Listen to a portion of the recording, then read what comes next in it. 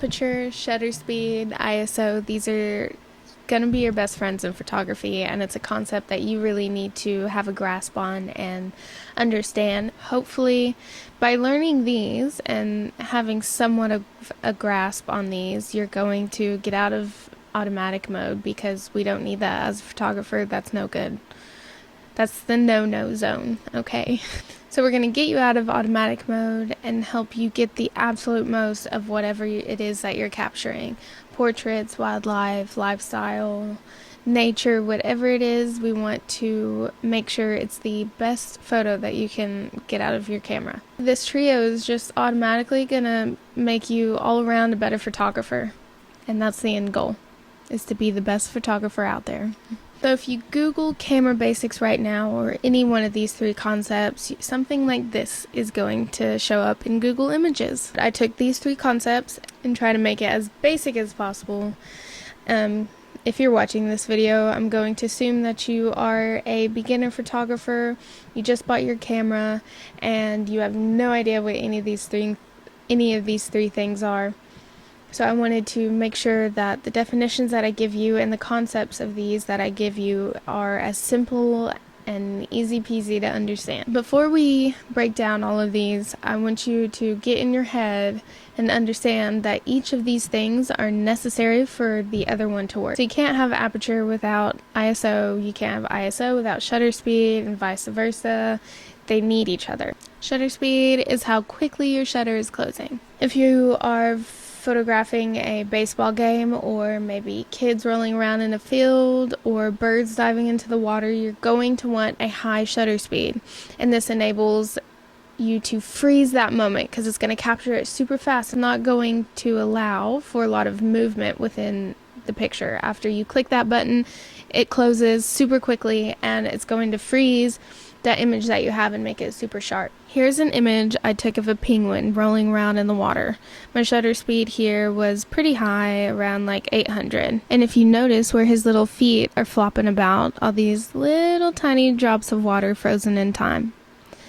Now, if my shutter speed was lower, let's say like 200, which is pretty darn low, that shutter slows down, letting things like this water and his foot move in frame, causing a longer exposure and making the movement blurry rather than that sharp, crystal clear photo that we want. Higher shutter freeze movement, lower shutter allows for more movement, which is also going to create things like, if you've seen those photos of waterfalls, there's some pictures of waterfalls where it kind of looks like the water's just a blanket over the rocks, and that's whenever they set a lower, and that's what long exposure is, because whenever you set that lower, it causes for that blur where it makes it look like almost like fog instead of a waterfall. Then we have aperture, which is the control of your depth of field. If you were taking landscape photos like this, you're going to want a large depth of field, and you're going to want to bump up that aperture.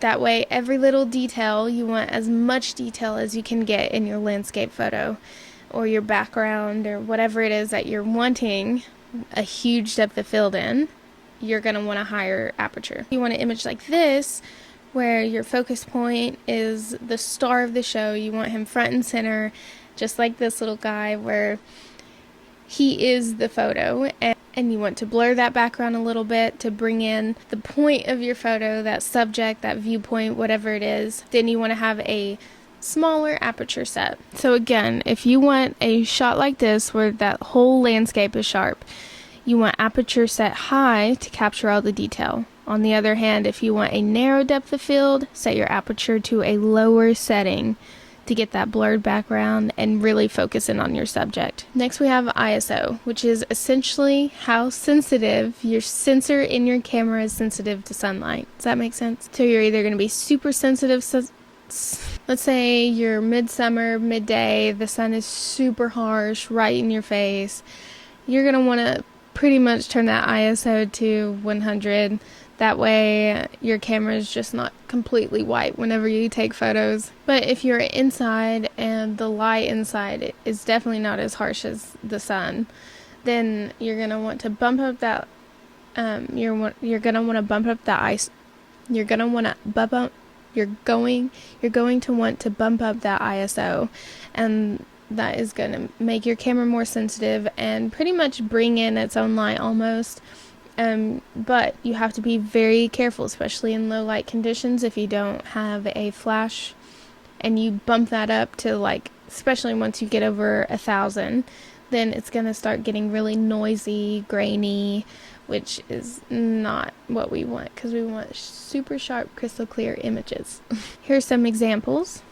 We have a picture of this polar bear that I took, and the sun was reflecting off his white fur. The sun was definitely reflecting all over from all angles off the snow. So I didn't really necessarily need my ISO. I think I had it was pretty low, maybe like 100, 200.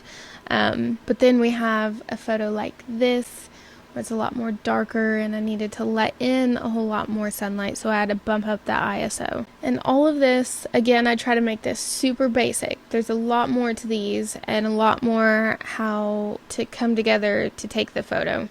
You need one to do this, to make this happen, and I will go in more in depth in these, but I just wanted to make this video as simple as possible so you get at least the foundation of what these mean and how to begin working with them. And you're only going to get better with practice, and this lays the foundation again for you to go out and practice and get out of automatic mode, not be so scared of manual mode, and hopefully you're going to have a lot more confidence in your camera, confidence in yourself and using your camera. And my absolute best advice I can give you is to go out everywhere, wherever you go. Take your camera with you and take as many photos as you can. Even if you're just inside, walk around the house, take some photos you can play with, even if they're not necessarily photos that you want to take or the niche that you want to be in or the kind of photography you want to take. It's going to give you the practice you need to help you grow in using your camera. So take your camera everywhere. Take pictures of everything. Everything. Whenever I first started, I was left and right. I was so excited about my new camera. I was taking pictures of lamps, blades of grass, just anything and everything I could find. I would take a picture, and I really, truly think that helped me develop camera skills, the skills that I need to learn how to, and even if I don't want you to, but if you stay in automatic mode, then go back after you take the photo and pay attention to the settings that your camera did for you. And that can help you also go and have a basics for how you need to work these. And with that, don't forget to like and subscribe, and I will see you in the next video. Bye!